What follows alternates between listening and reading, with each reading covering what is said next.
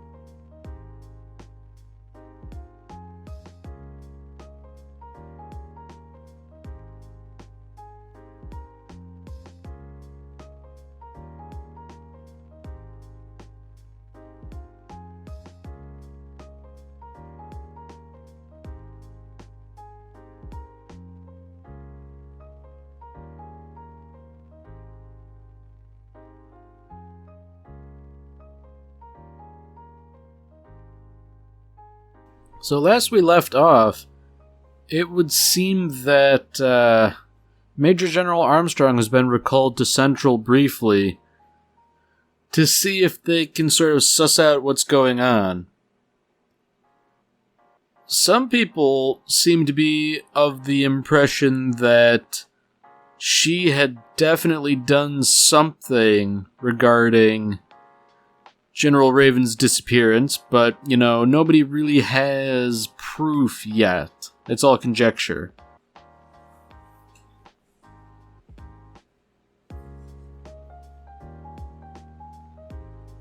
So it seems like Armstrong and Mustang have a bit of a history here, and they're not particularly friendly.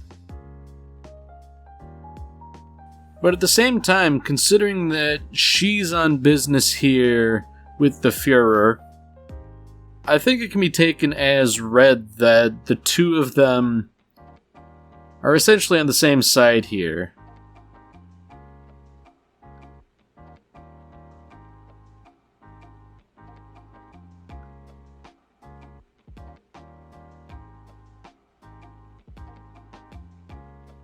They're definitely talking in code here with that whole florist business Mustang went through in one of the previous episodes. Alright, now I think this is going to be interesting because both Wrath and General Armstrong are very stern people. I feel like neither one is going to cede anything.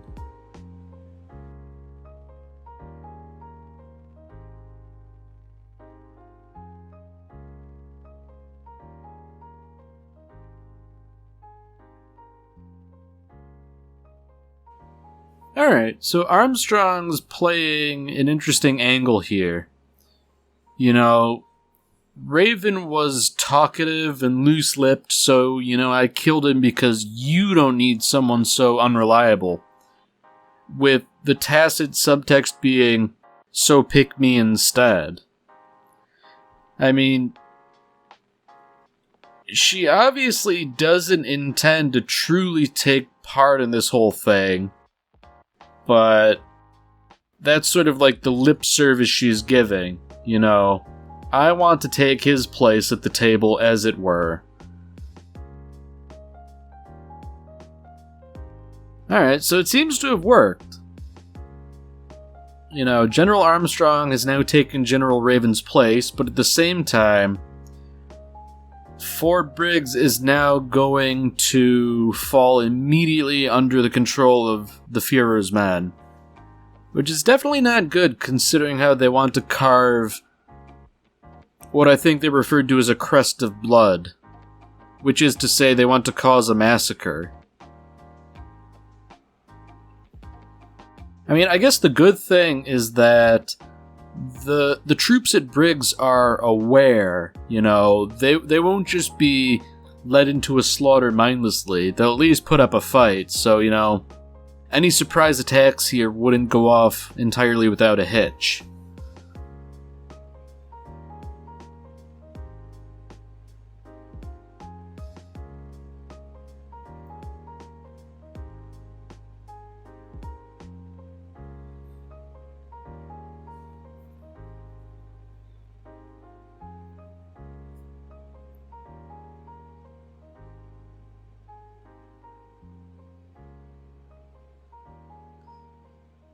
So, Mustang and Hawkeye here are having a bit of a guarded conversation about work. I mean, obviously they can't talk too much about what's actually going on, but at the same time,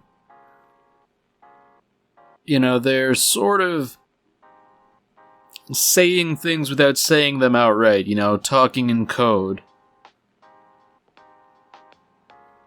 I mean, I can't imagine they're doing much in the way of Morse code, considering they're merely tapping things twice, but they're definitely exchanging information surreptitiously.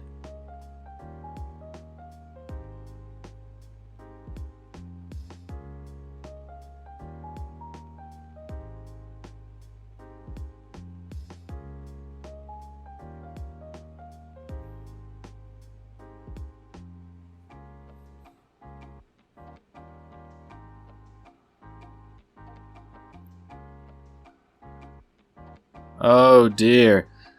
So, Hawkeye has seen fit to share that bit of information. Salim Bradley is a homunculus. That's a tough pill to swallow, obviously, because, if nothing else, he looks like a kid. And if Mustang were to go, full napalm on Salim Bradley without really good justification, that's gonna look pretty bad.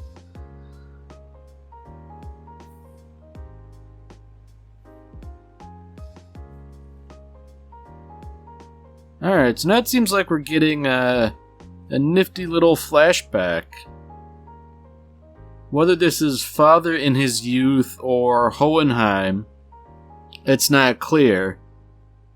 But it seems that he's some sort of a servant, or a janitor or something.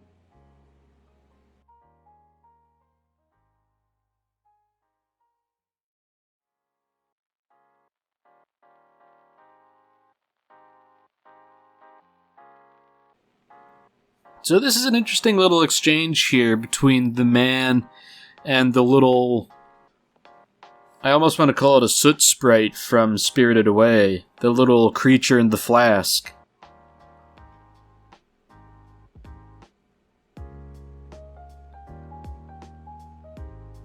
Alright, so this is interesting. The little creature says, I was born from you. Your blood was taken to create me. So it seems like perhaps this is the origin of the relationship between Hohenheim and Father. Father could have been created from Hohenheim, as indeed this suggests.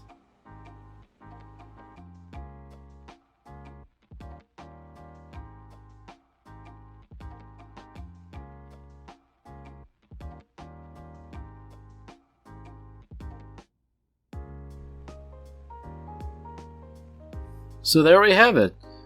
Hohenheim, I guess, had humble beginnings, and presumably through his own intelligence managed to rise in station.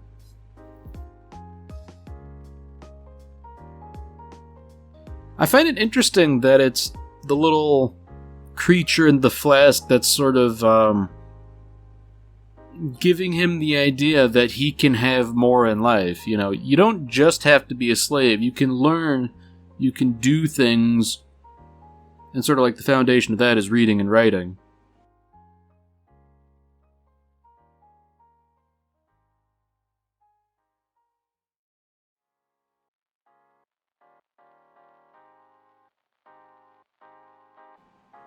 Very interesting.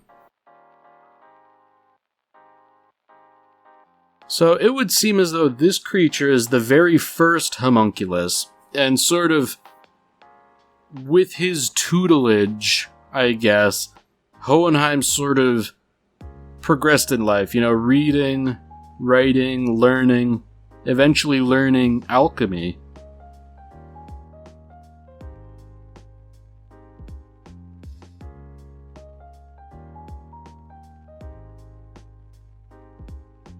So it seems like Hohenheim owes a fair bit to the homunculus in that, he now has, his own little,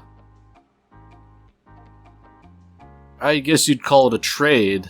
He's an alchemist now and presumably a free man.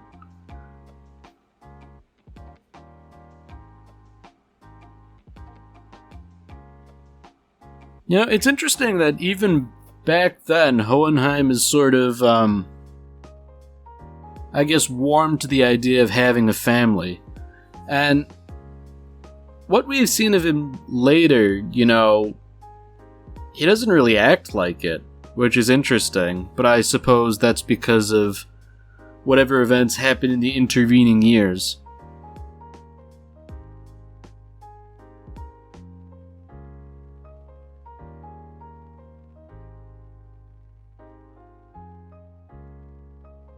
So I feel like the homunculus is asking for a little too much here, saying, hey Hohenheim, can you let me out of the flask?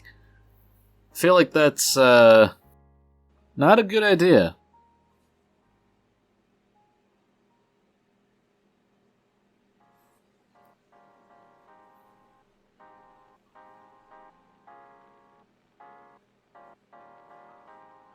Alright, so it seems like the little homunculus in the flask here is being treated as a source of knowledge. This ancient king wants immortality, and the homunculus seems to be the conduit to that knowledge.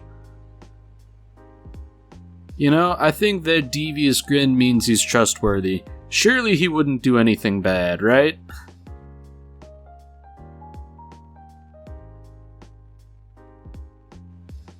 Okay. So I'm noticing a bit of a pattern here. The king ordered irrigation canals dug throughout the entire country of Xerxes. And from that bird's eye view, it looked like they were forming a circle. And now bands of men, presumably under the king's orders, are going around slaughtering people. This seems a lot like, the little ritual that's being enacted in the modern day.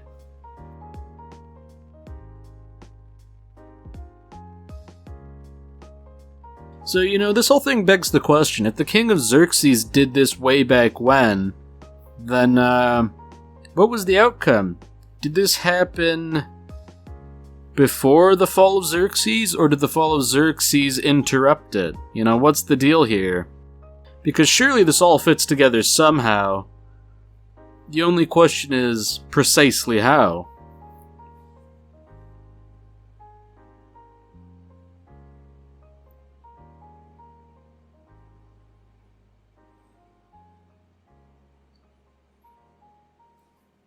So it's interesting. It seems to have taken long enough for Hohenheim to grow reasonably older, to at least about the age that he appears to be forevermore.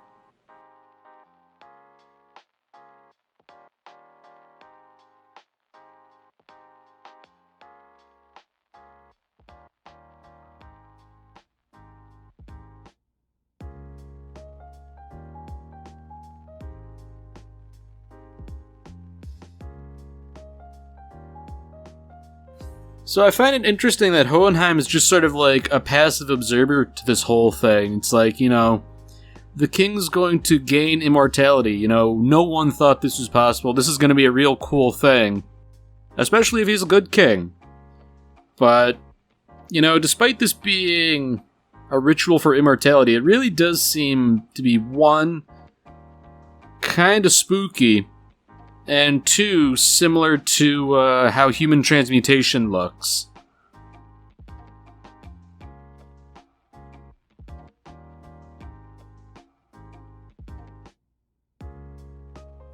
So the king says the homunculus told him that if they were in the center of the circle, they would be unharmed. But given that Hohenheim is unharmed, it seems like he's truly in the center.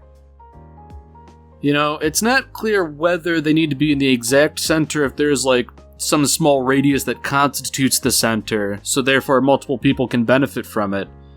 But whatever the truth of this ritual, only Hohenheim and the homunculus in the flask are benefiting from this whole ritual.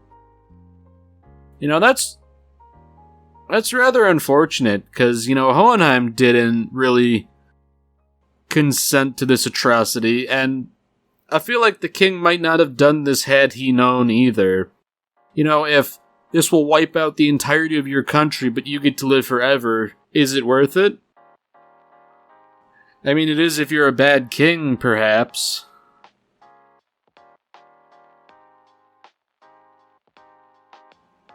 Yeah, definitely feel for Hohenheim a little bit. This has got to be a rather weird experience, being disassembled within the gate, and then being reassembled later with an immortal body that won't die, with, you know, half of a country's worth of souls riling within you. It's got to be rather uncomfortable, I'd imagine. Not going to get much quality sleep that way.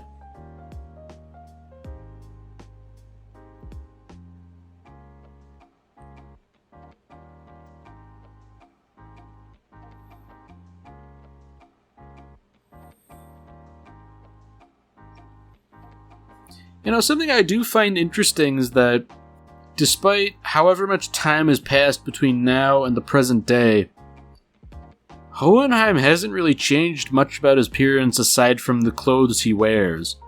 You know, because Xerxes kind of being like an analog to ancient Greece, he wears like robes or a toga, but in the modern day, which is more like 20th century Europe, he wears clothes more suitable to that setting. But, you know, he still has the same hairdo, same beard, and all that. You know, I guess true style never goes out of fashion, but at the same time,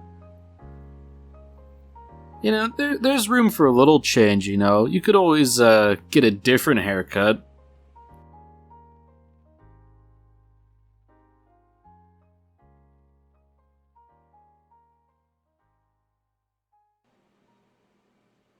Alright, so here we go. This is the first instance in which there is Hohenheim and father. You know, the homunculus decided that if he was going to live forever too, he might as well give himself a nifty body, and who better than Hohenheim, the person he saw fit to bestow immortality upon.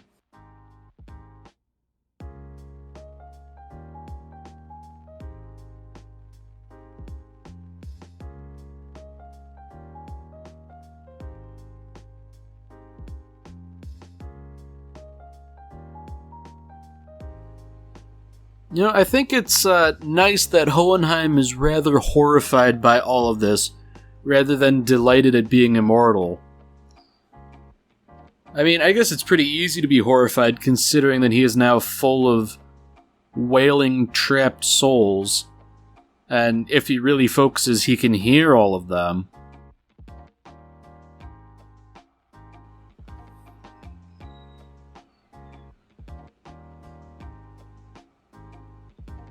Man, who knows how many years it's been since Xerxes collapsed overnight, but even so, he's still sort of tormented by what happened there. I mean, I'd imagine it would definitely take a couple lifetimes to get over. That's for sure.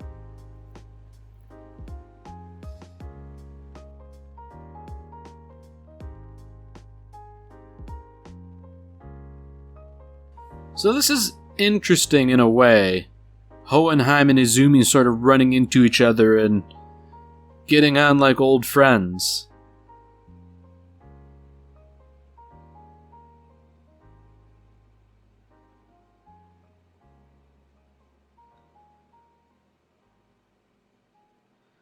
Oh dear.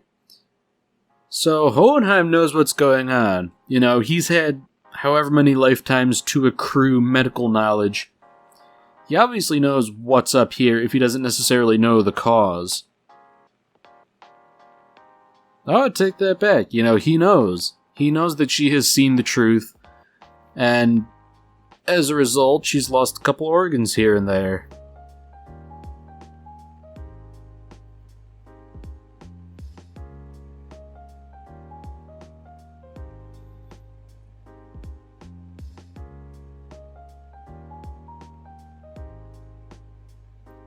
So, you know, the foreboding music, definitely not good here. And, you know, I have to wonder, given that Hohenheim just sort of, like, impaled her, has he decided to impede Father's schemes by eliminating sacrifices?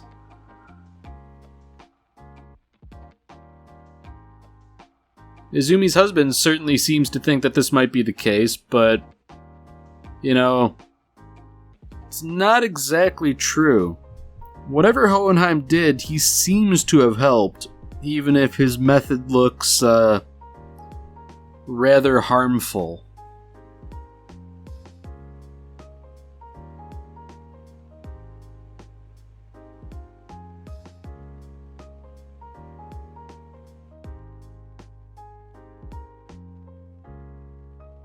You know, I kind of like how they're always sort of pulling these little twists with Hohenheim here, because they really make him out to look like a villain, but he's really just doing good things repeatedly.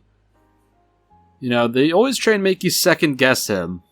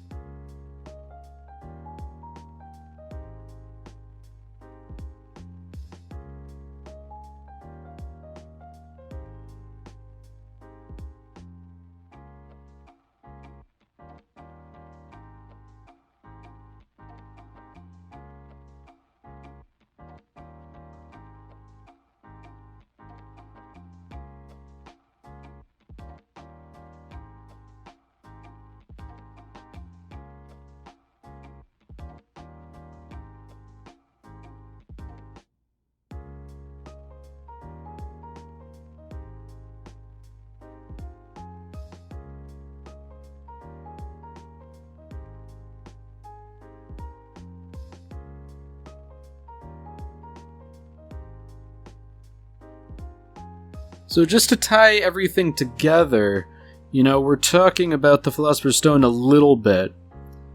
Can't help but compare it to Hohenheim referring to himself as a Philosopher's Stone.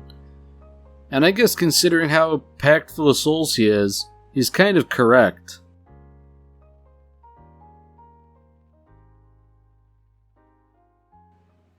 You know, I like how they sort of juxtapose Hohenheim with Ed talking about how a Philosopher's Stone is like no bigger than a pebble. And how to get something bigger you'd probably have to kill hundreds of thousands of people. Very chilling stuff.